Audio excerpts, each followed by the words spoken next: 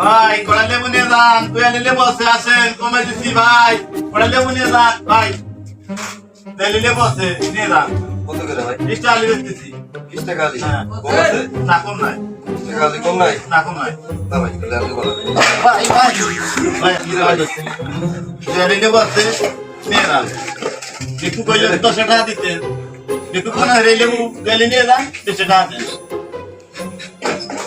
দেখছেন অবস্থা, রমজানের শুরুতেই এরা লেবু সহ অন্যান্য জিনিসপত্রের দাম যে হারে বাড়িয়ে দিয়েছিল, আজ আমাদের সচেতনতার ফলে আজ দেখেন 120 টাকা দামের লেবু আজ আমাকে বলতেছে শুধু 20 টাকা আলি, আমি নেব না।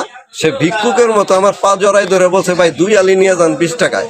রমজান মাসকে কেন্দ্র করে যেসব অসাধু ব্যবসায়ীরা জিনিসপত্রের দাম বাড়িয়ে দেয়, আমরা যদি তাদেরকে বর্জন করি তাহলে এরাও এর মতো, এই লেবু ব্যবসায়ী এর মতো ওরাও এরকম সোজা হয়ে যাবে। অতএব আসুন আমরা সচেতন হই, এই সব অসাধু ব্যবসায়ীদের বিরুদ্ধে রুখে দাঁড়াই।